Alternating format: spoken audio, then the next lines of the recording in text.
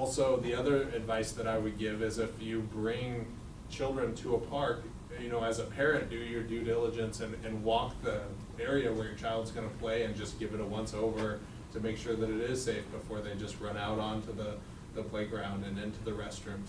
Most of our problems are found close to our restroom areas, although there are other problem areas depending on what the landscaping is for the various parks. But a lot of our problems happen near the restroom areas, so I'd say those are areas just to be, have your eyes open and do your due diligence to check for safety. But again, I think that would be a great thing to. Would that be the number? That would be the number, yeah. And it is 360-753-8380. And Paul will answer that. I'll come back to you. I've only been coming to these meetings for about 6 months, but, so I'm sure that this topic has come up again and again. But it's what you're talking about is symptomatic of a much bigger and scarier issue. And I think while we want to support you in responding, there's a whole nother level of what is happening. All of my friends are people who came of age in the 60s and 70s, who've always appreciated diversity, et cetera, never could understand people that said they didn't like to go downtown. So we said, excuse me, they must be from Lacey. You know, the Olympians aren't like that. All of a sudden, everybody's saying, it's too scuzzy, I just can't go down anymore, you know, and I think there's not implication. That's, again, as I use the word symptomatic, something's really shifting. And it's not just about not appreciating diversity. There's some real scary folks running around. And I haven't a clue what to do, but I'm sure we're not the first city that's ever faced it. So don't be too hard on yourself, because it's much bigger. Appreciate that. I'll talk, but I also want to point out that someone behind her. So Oh, good. When I'm done. Okay. And this is just a, you know, what can we do to go back to our folks and communicate with them? Are you recruiting citizen involvement in your external committee? Because that's one thing we can do, and most of us in here have various communication strategies with our neighborhoods. So if you could write something for us saying, you know, here's what's happening, are you interested? We happen to have at least two good parks in our neighborhood, not counting the schools, where I'm sure that we could get some folks for you. But we need something similar for you, for us to post, and then folks can respond. So you can send that out, and sure Phil or we'll distribute that to us. Right. Yeah. We'll get it through the listserv. That'd be great, thanks. Yep, thank you. Something else? In reference to the parks downtown, also it's my understanding that most of the park space in downtown Olympia is the jurisdiction of Washington State Patrol. And I hear that you say your communication with OPD has improved, but how is it going with Washington State Patrol, since they are the ones that govern state parks in the downtown area? You know, I know that our police department communicates with State Patrol very regularly. I'm not sure how much our park staff are communicating with the State Patrol, but that's something I can definitely look into. But like I said, I know OPD works with State Patrol very regularly on enforcement. So. And I could add this, the State Department of Enterprise Services that runs the parks here has a similar program, statistic gathering and following up. Two questions. One, do you know who we contact if we find something on a school property? Is there a number you can, do we just call a school district office, or who do we contact if it's school property? That's one question, just as an external partner of yours, I assume. And then two, has there been any documented cases of people getting hurt outside of employees, about kids or other residents getting poked in city parks? I would say if it's on school district property and you know it's on school district property, call them. If you can't get a hold of them because it's summertime, call us and we'll head out. Or if you're unsure if it's school district or park property, let us know and we'll head out. The school district and the city have a joint use agreement when it comes to ball fields, so a lot of times the properties that we maintain are overlapping with school properties, and it's hard to tell. So I would say if you know it's school property, call them first. If you're unsure, you can call us and we'll address it. I have only received reports of close calls with individuals being pricked, but Bob had said that he had I've some information. I've got some information on that. The person I've had the most success in getting school activities to support neighborhoods is Julie DeRue, D-E-R-U-W-E, Julie DeRue. And her work number is 360, of course, 596-7805. And you'll find Julie to be very responsive because she's the director of their maintenance program. And if she's not there, somebody in her office will be there to answer the phone. And I believe they work year-round. And- So if we found something, you're saying? We have two schools out near Gilchrist, Marshall Middle School and Hanson Elementary, that are closest. And I think I know them intimately, and I would recommend that. I guess if I see a needle, I'm inclined to call dispatch, police. You can do that I don't know too. if that's the wrong thing to do, but to me, it's something that needs to be brought to light with police, not just Parks and Rec. Don? When these needles are found, can you give us some idea as to whether they're found in terms of percentages by people who are actively looking for needles in paraphernalia, or they're found by just ordinary picking up of litter and whatnot that is on the park grounds? I don't have that breakdown in percentage here. I could probably look at it, and the way we would break that down is our park ranger, who does random patrolling, is looking for it aggressively and actively, and in fact knows problematic spots. I did a ride along with her, for example, and within 10 minutes we picked up 3 needles. So she knows some hot spots to go to. The folks that are doing the landscaping and cleaning the restrooms, they're just going about their daily duties.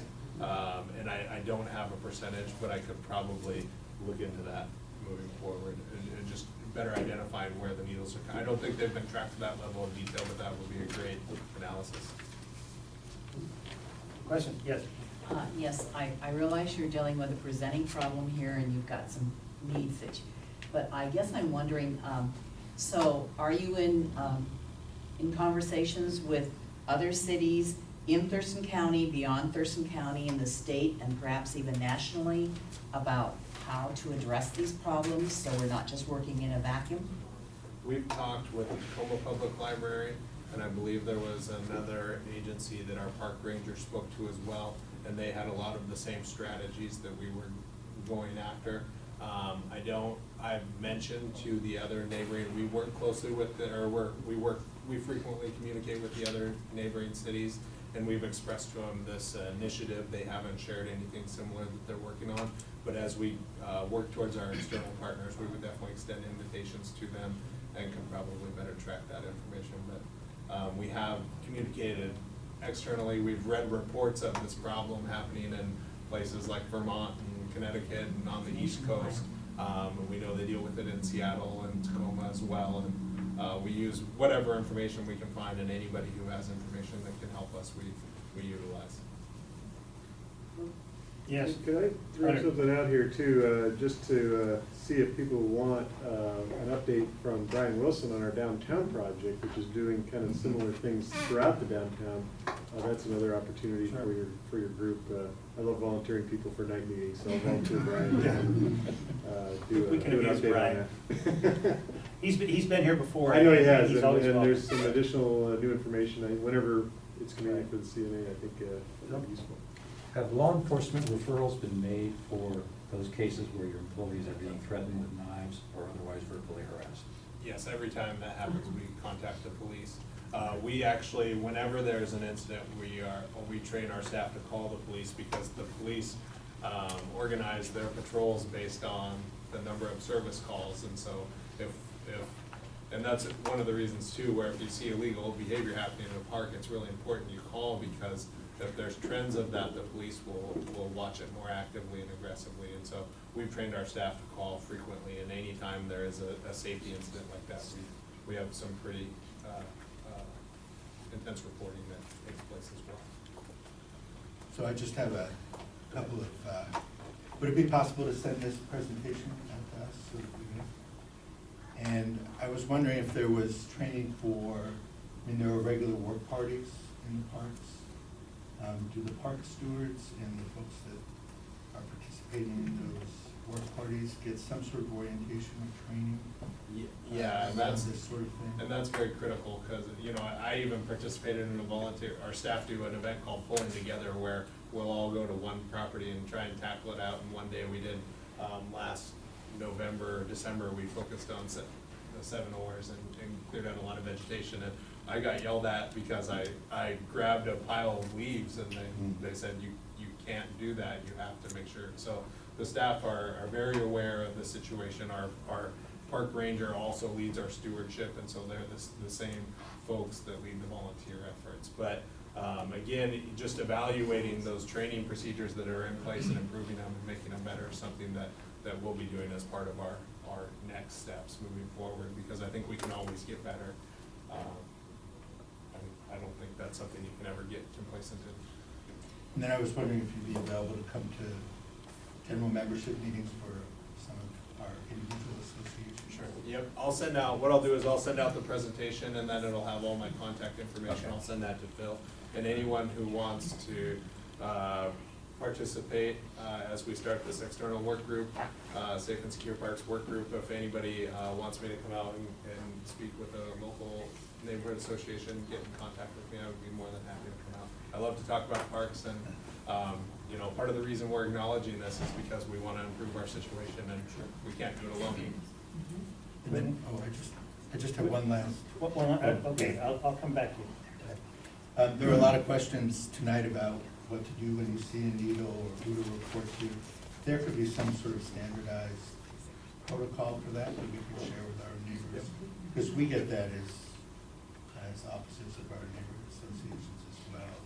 So if there could be some coordination with OPD and figure out how we can best report this kind of. We'll get together with our staff, and I'll include that in the information that I send out to Phil. If you could include non-park. And non-park schools in Or particular. pathways. Yeah, pathways. Whitney? Yeah, with the needle, the box, the sharps container, that you said you were doing a pilot project at Crystal Landing, what's the timeline on that? When will you know? I believe they were already ordered, so as soon as they arrive, they should be installed within a couple of days. And then how long will you take to look at whether or not that's I think we'll evaluate it ongoing. You know, there's, I think I shared, when we talked on the phone a little bit, there's 2 schools of thought around the needles. There's some folks that say, you know, don't use drugs in our parks, but if you do, would you please put your needle in the box? And does having the needle boxes invite that behavior? That's one school of thought. Then there's the other school of thought, which I think our employees are more concerned about, is the reality that, well, the drug problem is here, and the needle problem is one step that may make our job a little bit safer, so please put them in. So I think that's part of the reason why we're trying the pilot program, is to see if it makes a difference in the data, and if the data shows us that it makes a drastic difference, it's probably something that will expand into additional parks. Another question I had about the restrooms is, have you looked at like consolidating the trash cans so there's not the little, like I know where I have found a lot of them is in the little trash cans in each individual restroom. And I have 2 small children, 1 and 4, and one is going to the bathroom, the other one's touching everything, you know, so that actually is kind of a hazard for little kids, even if the parent's present. I mean, have you looked at just taking those out, or, I mean, I don't even know. I'll take a look at it. I don't know if that Useful or specific not. strategy's been looked at, but I can talk to the staff and we can Sure. Erica? So you've got a nice long list of things you're gonna send us. I wanna add one, so what I'm hoping for is that you can put together something that we can copy and paste, which says, get involved, all the stuff that Peter talked about, and finally, we know that many of you are doing kind of on-the-side stewardship, because we know that we have people, pulling ivy or whatever as they're going out for their hikes. Be aware that this is an issue, and you need to be safe, and that there are guidelines you can get from the city, something just really simple, but and if you're gonna participate in a city-sponsored event, there will be guidelines, but if you're not participating in a city-sponsored event, call the city for the guidelines, something like that, just because we know we have people out there doing these activities, and, if they're gonna pull an IV and poke themselves, not a good situation. Thank you for the last question. Oh, Sorry. One last question. It's actually a comment to respond to Peter. I don't, maybe I should not bring this up, but I think I see what Peter's getting at, because I kinda dealt with it too. So if you were interested, and if you feel comfortable, Eggy Hop, which is the Emma Goldman Downtown Youth Outreach, did a really interesting video on what to do with the needle if you find it. So it was everything from using nifty nabbers and putting it in a glass container to, because sometimes you might not wanna wait, because, you know, it's a situation where you need to remove the needle right away. So I viewed it, I shared it with my neighborhood, and I said, if you come across a needle, you know, call me too, if it's something that seems to, you know, because I think, you know, that I would feel comfortable taking a stab at it. So anyway, I don't know. One last question. I was just gonna ask you if you actually track the economic impact on the Parks Department, like you've been installing locks, you're looking at security, the hours that you're taking away from what you're actually supposed to be doing? It's like, what's the impact overall? Is it like, is the Parks Department wasting 20% of its time on it? I'm not saying wasting, but like, you shouldn't be doing that. That's not what you got into a career in Parks Department work for, right? I would say, to respond to that, the level of tracking is still pretty new. On June 1st, we actually just started our work management program, where we're tracking all the different work that we do. So I'm hoping that the data from that new program of our work management program will be able to evaluate not only the amount of time we're using to pick up needles, but the amount of time it takes to prep fields 2, 3, and 4 over at Yager Park, and the amount of time it takes to do our playground safety inspection, so that we can better quantify the work that we're doing. So hopefully that's data that we'll have for our whole park system, not just this problem in the near future. Super. At this moment, I'd like to introduce Mayor Buxbaum, and take it away, please. Thanks, Bob. You're on. So, first off, I am delighted to be here this evening. I remember the Council of Neighborhood Association meetings when they were over at, the Olympia Center. There were many fewer people, and I think that it has been a very gratifying milestone in the time that I've been on the council to actually see the advancement that we've made in having a memorandum of understanding and, really pursuing, I think, some great things with the Council of Neighborhood Associations being in the lead and helping us do everything from community development to park safety to all kinds of different things. So I'm grateful to be here. I will try to be quick in my presentation. I do want to make a little bit of a segue, and I also just want to thank and acknowledge Paul Simmons for his, I think, really extraordinary work. He does a nice job, and I'm grateful that we're here. I also want to build just a little bit on his presentation, because I think that there's a connection between what he just talked about and what I'm about to talk about. And I appreciate the comments and the discussion. I think that it's important to me personally for us to recognize as a community that heroin and IV drug use is a health crisis. It is not only a health crisis in Olympia. It is a health crisis for every small community our size that is on an interstate highway. This is a national problem. It's a very well documented national problem. And if people are not talking about this at their breakfast tables and at their dinner tables and with their kids, they should be.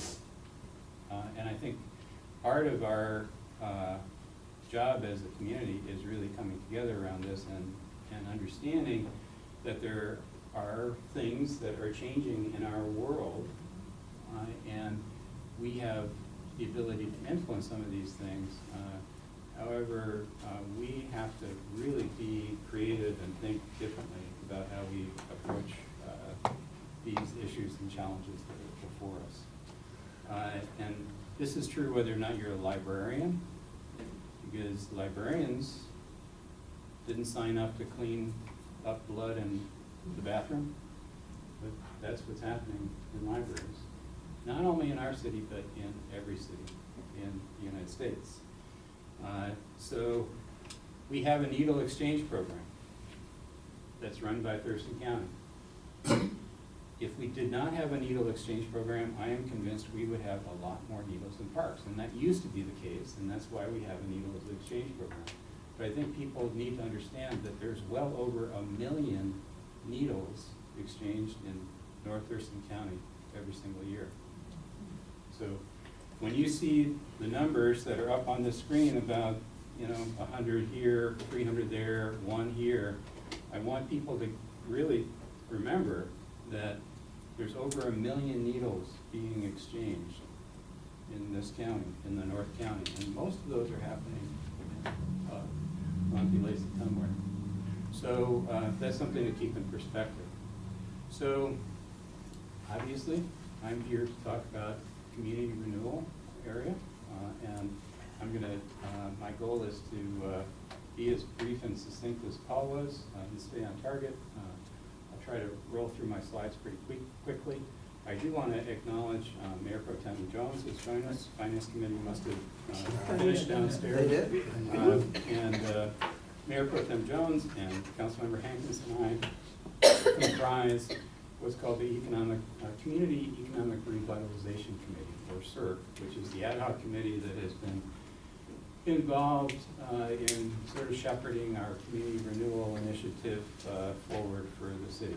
And the work that I'm about to report now is very much a product of that ad hoc work, and I'm going to talk a little bit about what kind of progress we've made and where I think we're going to go next. So does that sound right? Is that the right stuff? Sure. Okay. That's the right stuff. Okay. So I do want to just start out briefly talking about council goals. You folks have all seen these things. The last goal, proactive engagement in community and economic development. Proactive engagement in how we do community and economic development. I just want to emphasize that particular goal. I think it's very connected to the other two that are up there. We need to be thinking about how we're going to expand our revenue base, because our revenue base is shrinking to this community.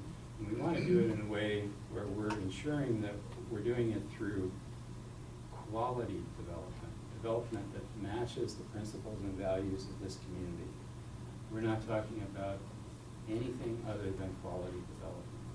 And increasing commerce downtown and citywide is, again, a reflection of that, I think, strong desire on the part of this council, and I think the community as a whole, to approach this from a perspective of local local businesses, local jobs, right-scaled kinds of activities, neighborhood centers that are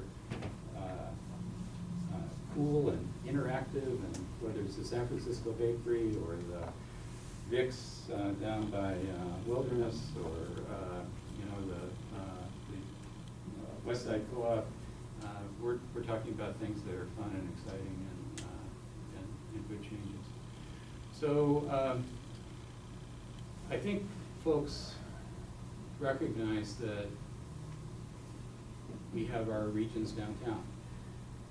And I just wanted to start here with recognition that our downtown is important not only to the city of Olympia, it's really of regional significance. It's also part of what we were just hearing about earlier in terms of the changes that are happening in our parks. We have not only a homelessness problem today in this age, and a significant youth unemployment problem. We also have a problem with travelers, folks that are passing through our community and really changing the makeup of what we are working with as a community. And the number of encampments in our woods and ravines has dramatically increased over the last 3 to 4 years. We've also seen a lot more camping activity in our downtown. And one of the antidotes, I think, to that is creating active places and spaces. And that's been key and fundamental to our downtown revitalization strategy is really placemaking kinds of activities and taking care of what we've got and nurturing and revitalizing it. We started this conversation in the context of community renewal really 3.5 years ago. And one of the premises about what's keeping our downtown from achieving success and really attaining, revitalization, building up momentum, I think that we are building up some momentum, but we need more. And I just want to call attention to these factors.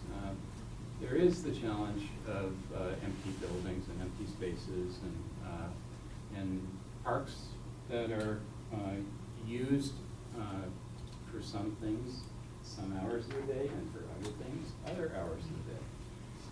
And we also are challenged as a community in terms of lack of agreement about what exactly we should do to move forward. What our waterfront should look like, what kinds of development we should invest in. And these are challenging. In many ways, they both need to be addressed. One is really the physical challenges. The other is sort of just methods of building agreement, bringing people together in collaboration. But they are added together at this point, and they're limiting our ability and feasibility of bringing revitalization, making revitalization happen in our downtown. You folks have all seen our downtown. These are, you should recognize every one of these. This is within our downtown in terms of what we're faced with in terms of the broken window syndrome of development. I think some people are familiar with that. We need to. I think Keith isn't here, but Keith told me when I was doing this presentation or similar presentation once, we don't have a broken window. We have a front porch that's falling off, and we need to do something about that. Barriers to development are many in terms of our downtown. Here's some of the major ones, but these are real, and anybody that is going to do development downtown on any site needs to take these things into consideration in terms of how they're going to make something pencil and work.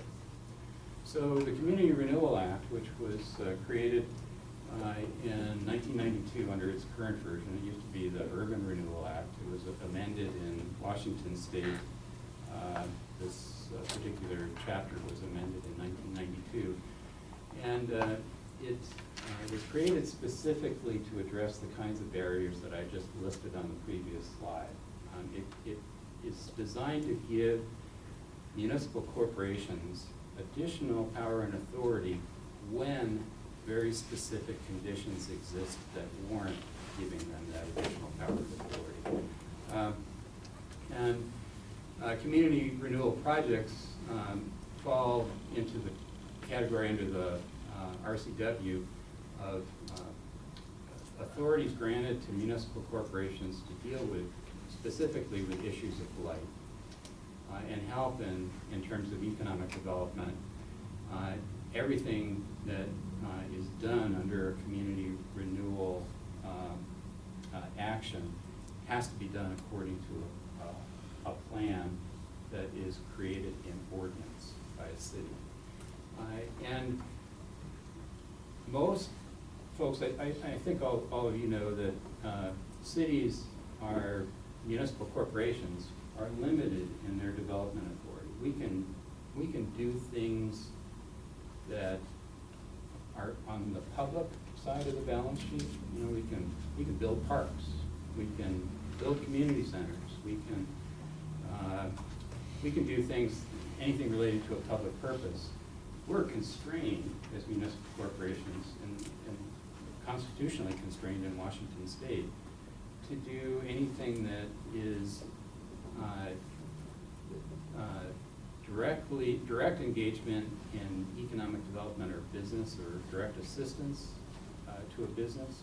We can condemn a piece of ground to build a public parking lot or a park, but we can't condemn a piece of property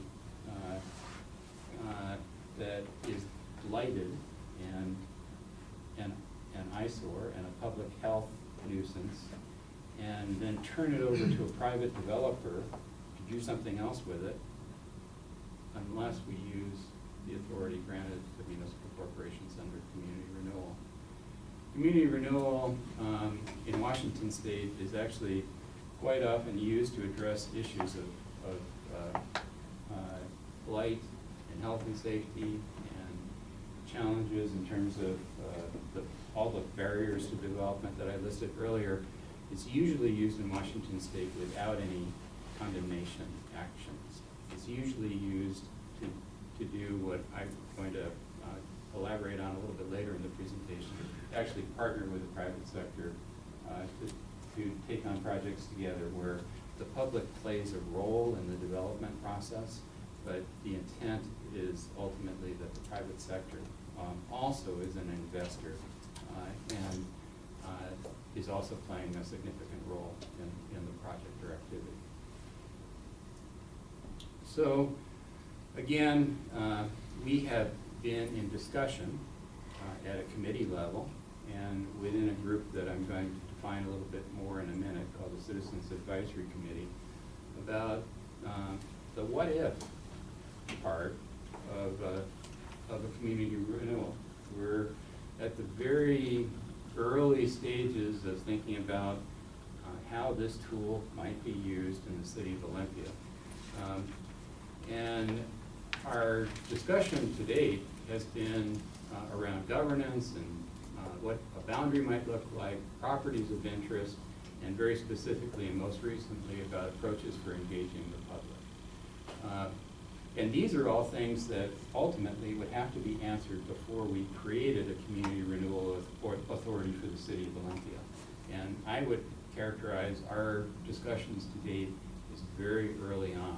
And very early in the process, we have started in terms of a very informed look by our consultant, which is Eco Northwest out of Portland, about what areas of the city actually could benefit the most from a community renewal. That, no secret about this. This is the 110 block area that comprises downtown Olympia. We have had our most active engagement and discussion about how we might use a community renewal tool to help in downtown revitalization and development. And this is the general area that the committee has been talking about and the Citizens Advisory Committee has been talking about. We've identified some preliminary properties of interest in that, and again, through the assistance of our consultant, Eco Northwest. Here's the list of them. I want to emphasize that that last arrow, these are sites that we have discussed to date. There may be other sites, and that would again be part of the public process and dialogue about what other sites might we address with a community renewal authority. But these are our sites of interest. Very specifically, in this past year, we've zeroed in on the isthmus. And we've done that for, right or wrong. We made a choice to zero in on the isthmus in our process of discussing the potential use for a community renewal authority, in part because I think, with good advice from our consultant, this red boundary represents some of the properties that could most benefit from the kinds of tools that a community renewal authority offers. Whether or not this community is ready or willing or interested to use community renewal as a tool for these properties is yet to be decided. We don't know. However, we decided that we wanted to start the conversation here with a small group of citizens called the Citizens Advisory Committee. And the Citizens Advisory Committee, our theory, again, was to start small because we wanted to, we recognized, so we're dealing with some extraordinary challenges of the community, both in terms of the physical issues of what we're dealing with in our downtown development. We're also dealing with some very big challenges in terms of different perceptions and disagreement about what we want our downtown to be. So the stage that we're at now is we activated a small group, a learning community, if you will, to start the process of thinking about what can we learn together when we collect data, very specific data needed to justify a community renewal area. What can we learn in a discussion at a small group level? And how can that inform a larger conversation, which of course is yet to come? Again, we're looking at formulating an approach for a broad-based community engagement on CRA. That hasn't happened yet. We want to essentially move from this to this, right? Right. That's one of the objectives. So we were thinking we needed to start small, mostly because we recognize that we have some healing to do as a community in terms of how we go about community development. We need to model some different ways of talking about community development together. And I don't think any of us thought that we were ready for a full-blown discussion on community renewal without starting at a small group level and working out from that. So what have we done so far? At the Citizens Advisory Committee level, it was very easy to come up with a few guiding principles right away. Create a vibrant mixed-use area in our downtown, create an extraordinary pedestrian environment in our downtown.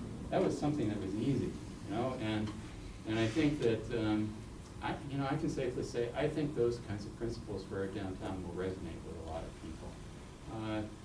We worked with the Citizens Advisory Committee through a process where we actually had some work sessions where, again, the small group of approximately 30 people started a conversation with each other and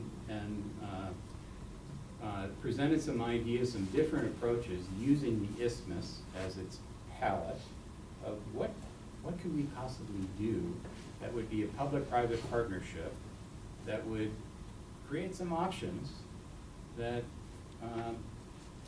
we think might be worth talking about, but could only be done if we used community renewal as a tool. And we used those scenarios that were developed by the Citizens Advisory Committee to sharpen our data collection, specifically about isthmus properties, but also to really think about the template for how to collect information about properties of interest anywhere in our downtown. And most recently, we, just this past, where am I? This is Monday night. They all blend together for me, folks, 7 days a week. Last Thursday night, we had I think, a really good discussion with the Citizens Advisory Committee that we're hoping as a subcommittee to carry to our council for further discussion in terms of talking about what the next steps are. I want to talk a little bit, if I can, and it's a little bit risky because it's 5 to 8 and I'm recognizing the time. Am I doing okay? Fine. When do I get the hook? A couple minutes? No. Well, so I'm going to go, at risk here, I'm going to go a little bit into the substance of our current discussion because I think it's important. So I want to talk a little bit about this. And part of our challenge, I think, as a community is just recognizing that we really have a revenue challenge in our community. Our sales tax revenue is pretty flat. It's really at about a 2006 level. We're very dependent on sales tax. We're also, our property tax, we have, through public initiative, lid on our property tax in terms of what assessment we can make on an annual basis, just at 1%. Inflation is well above that. And business and occupation tax is also fairly flat in recent years. Utility taxes, I think we have to be really careful about how much we go to utility tax. We are capped in some ways and not in others, but utility taxes are for utilities.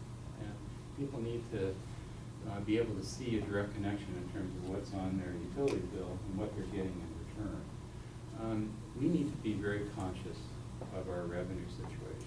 And that's why I said the council's goals are all intertwined in many ways. And it puts us in a dilemma when we're dealing with park issues, crises, in terms of keeping our parks safe, keeping our neighborhoods safe, not going into deferred maintenance on streets and buildings. This is a real challenge. So as we think together as a public of what we're going to invest in and how, we need to bring tax revenues into the discussion. And that's fundamental to our community renewal initiative. So I want to talk just a little bit about where we are at the moment in terms of park development on the property on the isthmus that has been a focus, that's sort of a case study for community renewal. And this is showing revenues collected over a 21-year cycle, assuming that there is a park developed in the property that the city just recently purchased on the isthmus, which has 2 buildings on it. And if necessary, I can go back to the picture of the isthmus. But I think most people are familiar with our downtown. There's 2 buildings on these on the city-owned properties. There's the old Memorial Clinic and there's the old Thurston County Health Authority. Those buildings are still there. This is basically depicting the costs, the public sector costs of taking those buildings down and putting a park in its place. And it also shows the tax revenue assumptions in terms of sales tax of building that park. And it doesn't take into consideration intangibles, in terms of benefits of having additional open space, but it also doesn't take into consideration intangibles of having additional areas to pick up needles, areas that we will have more travelers in, areas that are not managed by state patrol, that just as easily can be occupied by Olympia. And it doesn't cover those kinds of costs. And we don't know where, at this point, we do not have $6 million in our capital facilities plan to build these parks. But this is just a baseline that we're trying to get into the conversation with the Citizens Advisory Committee. This is a return on investment, what the future, including future costs. We don't have any public funding identified, but there really is a limited return on investment in terms of these actions. We, as a part of the Citizens Advisory Committee, actually encouraged looking at just factually how return on investment stacks up for different uses on the isthmus. And the center scenario shows, and these are all based on a 21-year cycle, and I want to emphasize the revenue to cost ratios on the very bottom in the light blue. The number on the right, the 1, is for what the return on investment of what the return on for public costs or for $1 of revenue return, what the